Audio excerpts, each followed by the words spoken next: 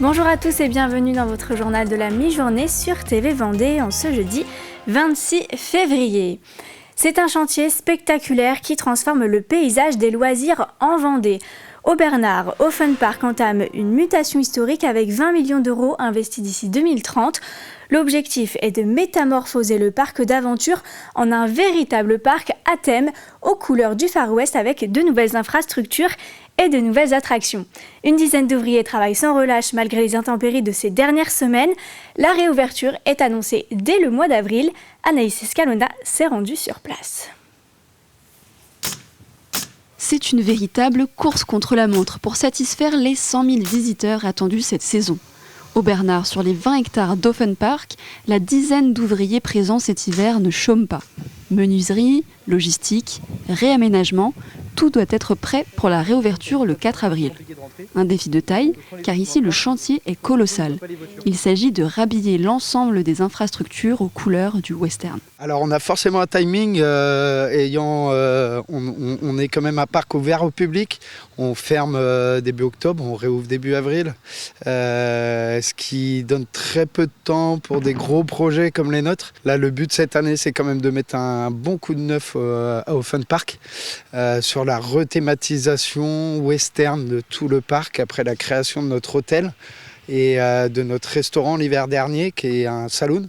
Des gros achats de matériaux de base et beaucoup de main-d'œuvre. De la bonne main-d'œuvre, on a de la chance, on a une belle équipe.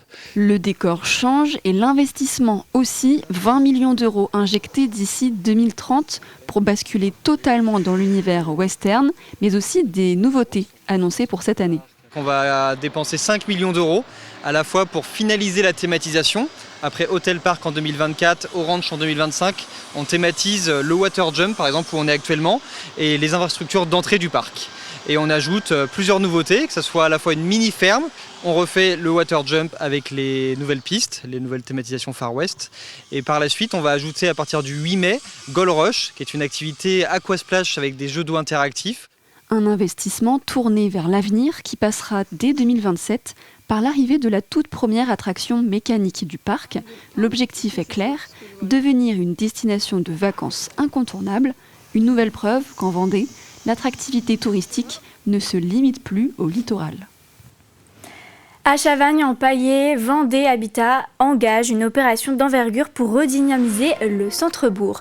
28 logements vont sortir de terre sur une parcelle de 3500 m², 20 logements classiques et 8 habitats inclusifs avec une salle commune dédiée. Les travaux ont débuté en janvier 2026 pour une livraison prévue fin 2027. Le département, l'État et Action Logement ont investi 2 700 000 € pour répondre à la demande et proposer une offre adaptée, notamment aux personnes en situation de handicap.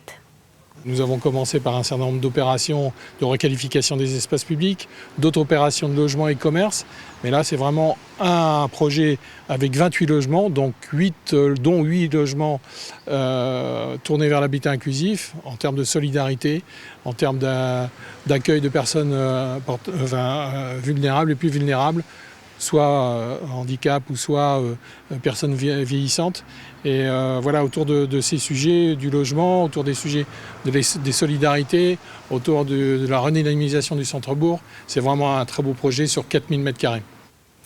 La danse s'invite au cœur du Sud Vendée littoral pendant plusieurs mois. Avec le projet Ensemble, le but est de rendre la danse accessible à tous et développer la culture en milieu rural. Pendant la première semaine de vacances scolaires, des ateliers étaient proposés aux enfants de 6 à 10 ans. D'autres rendez-vous suivront jusqu'en juillet dans le cadre de la résidence du chorégraphe Salia Sanou pour favoriser la rencontre entre habitants et artistes. Reportage Grégoire de Châtillon. Rendre la danse accessible à tous, un projet du territoire Sud Vendée Littoral avec ses ateliers d'initiation animés par le chorégraphe Salia Sanou. Salia Sanou dirige le Centre chorégraphique national de Nantes. On commence par écouter son corps, on commence par marcher dans l'espace, on commence par donner du poids au sol et on commence par se regarder tout simplement. Et le mouvement de danse est partout dans le corps, dans l'espace. Donc une simple marche, c'est danser. Et faire les gestes de la main, dire bonjour à l'autre, faire un clin d'œil à l'autre. C'est aussi une façon de s'exprimer en dansant. Donc de façon très simple, de façon initiatique, on marche d'abord et après le mouvement petit à petit s'installe dans le corps. Bouger, écouter son corps, ce matin-là, c'est au tour des 6-10 ans des centres de loisirs de l'Aiguillon, la Presqu'île et de Trièze. Moi j'aime bien, c'est très bien pour tout le monde et voilà. Et j'aime bien les mouvements qu'on fait. J'aime bien, c'est fantastique. 4 matinées avec les centres de loisirs, puis des après-midi pour tout public. Ce projet s'appelle Ensemble, avec comme mission renforcer la présence artistique en milieu rural. C'est la première fois qu'on fait un appel à projet en danse contemporaine. On a eu 25 candidatures, on était ravis et on a choisi le projet de Salia Sanou qui est à la fois très rassembleur, très populaire, très festif. Un projet qui n'en est qu'à ses débuts. 43 ateliers sont prévus pendant 5 mois, avec en apothéose un grand bal dansant animé par le chorégraphe en juillet prochain. La lecture s'apprête à prendre ses quartiers à Luçon. Du 18 au 24 mai 2026, l'espace Plaisance accueillera la semaine du livre jeunesse, un rendez-vous culturel majeur en Sud-Vendée.